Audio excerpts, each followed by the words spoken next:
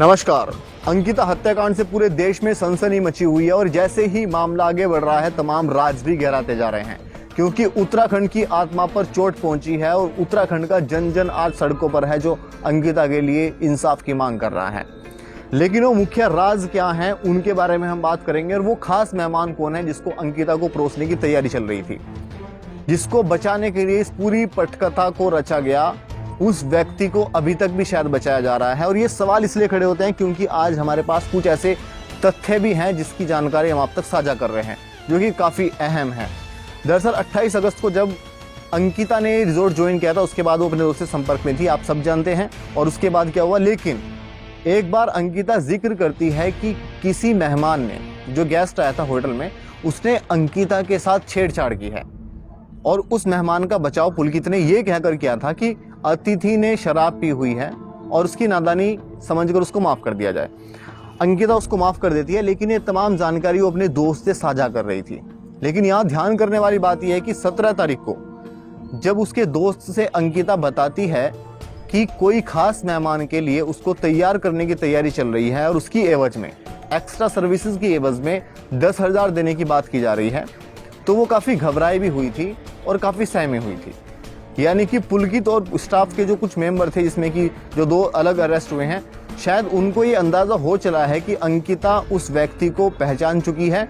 तो पुलकित जो पटकथा रच रहा था, इसमें पुलकित ये भी शायद जान चुका था कि अंकिता अब सारी बातें अपने दोस्त से शेयर करने लगी है और वो खास मेहमान कहीं सफ़ेद पोश तो नहीं है जिसको बचाने के लिए पुलकित इस हद तक गुजर गया। क्योंकि ये बहुत अहम है, क्योंकि यहाँ पर इस तरह से देखा जा रहा है कि 10,000 रुपए के लिए इतना रहीश व्यक्ति कोई इतना रिस्क नहीं ले सकता। ये हमें भी समझ आता है और ये जनता को समझ में आता है।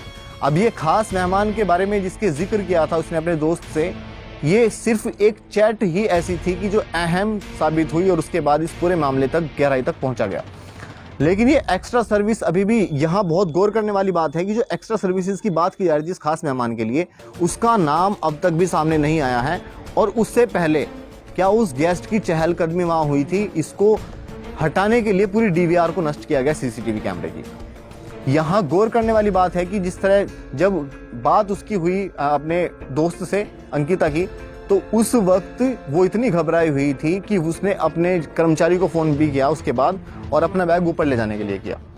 लेकिन शायद पुलकित ये अच्छी तरह भांप चुका था कि किसी भी सेकंड वो उस खास मेहमान को जान चुकी है और वो शायद अपने दोस्त के बारे में जिक्र कर देगी, क्योंकि अभी तक पुलकित ये आश्वस्त था शाम को 17 तारीख तक कि उसने अपने दोस्त से जानकारी साझा नहीं की है। उसके बाद 18 तारीख में पुलकित उसको किसी न किसी बहाने से ऋषिकेश ले जाता है और उसकी कहीं सुनसान जगह जाकर शायद हत्या कर देता है।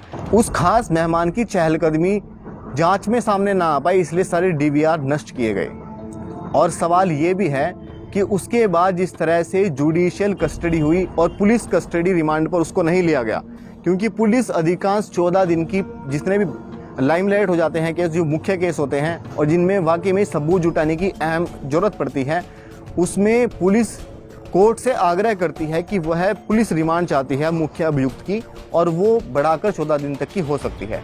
यहाँ पर अभियुक्त को ना तो निशानदेही पर लास्ट वो तो जरूर बताया गया कि यहाँ उसको डुबाया गया था, लेकिन रिजॉर्ट में ना तो पुलकित गुप्ता को ले जाया गया ना उसके साथियों को ले जाया गया। उसके बाद जुडिशियल कस्टडी पर डाल दिया गया और जुडिशियल कस्टडी के बाद अभी तक मुआयने पर ना तो रिजॉर्ट में जाया गया और ना ही उसकी तमाम जगह जो चिन्हित करने की जरूरत थी, जहाँ पर अहम सुराग हो सकते हैं इन तमाम कड़ियों को जोड़ते हुए। इस रिजॉर्ट में जब मीडिया ने कई लोगों से प्रश्न किए तो यहाँ भी कर्मचारियों के बयान कुछ बदले नजर आ रहे थे। साफ तौर पर यह देखा जा रहा था कि किस तरह से यहाँ पर एक कहानी गढ़ी जा रही है और एक झूठी कहानी लोगों के सामने पेश की जा रही है।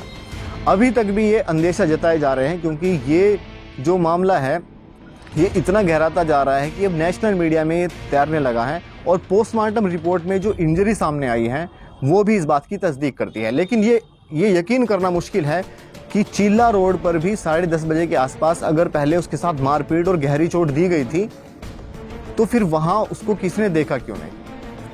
कहीं ऐसा तो नहीं कि उसके किसी आसपास सुनसान जगह पर अंकिता के साथ किसी वारदात को अंजाम दिया गया हो या उसके साथ कुछ कुकर्म किया गया हो? क्योंकि अगर किसी की नीयत साफ नहीं थी और वो पहले भी छेड़खानी कर चुका है और उसको जिस्म फरोशी के धंधे में उतारना चाहता है, क्या उसकी मौत से पहले वो उसके साथ छेड़छाड़ नहीं करेगा? क्या उसके साथ कुकर्म नहीं करेगा? हालांकि जब ये नहर में इसको धक्का दिया गया तो ये जाहिर जरूर हो जाता है कि मेडिकल रिपोर्ट्स में बारीकी से ये सब चीज़ें ना आए, इसलिए पानी में लाश को 5 दिन तक ऐसे ही केस को टालते रहे, घुमाते रहे और तमाम एविडेंस भी ये ख़त्म करते रहे। सवाल जायज़ हैं और ये आज जनता सवाल पूछ रही है। हालांकि हरीश रावत ने भी अपने ट्विटर अकाउंट से कुछ सवाल ज़रूर दागे हैं और ये सवाल बहुत अहम है।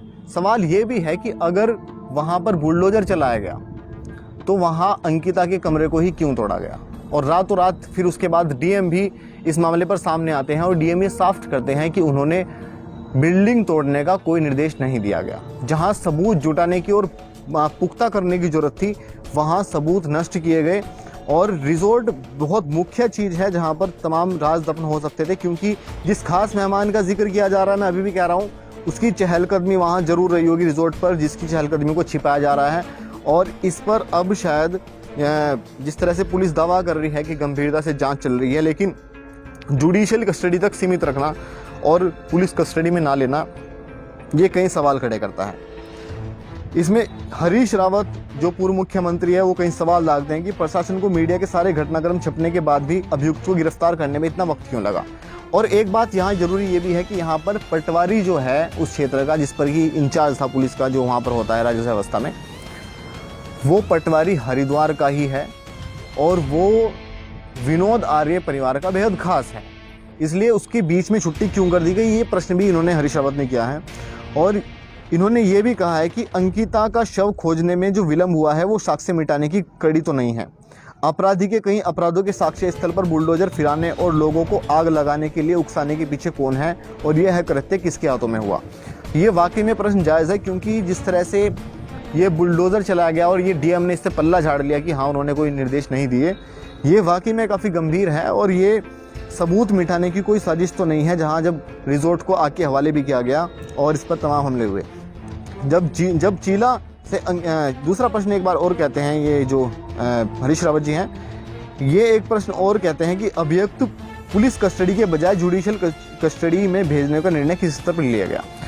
देखिए, जब जांच का मतलब होता है इन्वेस्टिगेशन में कि तमाम सबूत जुटाए जाएंगे और केस को और पुख्ता किया जाएगा, लेकिन यहाँ पर ऐसा कुछ भी नहीं हुआ, बल्कि सबूत मजबूत करने के बजाय पुलिस कस्टडी भी नहीं ली गई ताकि उससे पूरी निशानदेही पर उसके तमाम सबूत जुटाए जा सकें, उसको उन लोकेशंस पर ले जाया जा सके जहाँ पर उन्होंने अपराध को जन्म दिया और उन जहाँ पर वो छिपे। इन तरह की कोई भी खुलासा नहीं हुआ है और ना ही इन पर काम किया जा रहा है। तो ये वाकई में काफ़ी गंभीर सवाल हैं जो आज पूरा उत्तराखंड पूछ रहा है, पूरा देश पूछ रहा है, आक्रोश है। और पोस्टमार्टम जो प्राथमिक रिपोर्ट आई है उसमें इंजरी की ज़रूर खबर सामने आई है और ये बात सच भी है। और ये भी बात सच है कि उसको ले जाने से पहले होटल में भी उसके साथ ज़रूर कुछ दुर्व्यवहार किया गया है और जो कि उसकी आवाज़, जिस आवाज़ में वो बात कर रही थी कर्मचारी के साथ फ़ोन पर, वो ऑडियो टेप भी आपने सुनी होगी, वो भी शक दोहरा करती हैं। तो यहाँ ज़रूरी जानना ये है कि वो खास मेहमान कौन है जिसको छिपाने के लिए पूरी पटकथा रची जा रही है और वो नाम सामने नहीं आया है। हालांकि अभी तक उस बेटी का अंतिम संस्कार नहीं हुआ है और जनता अभी अड़ी हुई है, उसके परिवार अभी अड़े हुए हैं। वो उनका सीधे तौर पर मानना है कि जब तक संपूर्ण रिपोर्ट नहीं आती है पोस्टमार्टम की, वो लाश को नहीं जलाएंगे। तो ऐसी तमाम अपडेट इस मामले से जुड़ी हम आप तक पहुंचाते रहेंगे। देखते रहेगा city scoop Uttarakhand, one step ahead. कैमरे पर ऋतिक सैनी, बहुत बहुत शुक्रिया।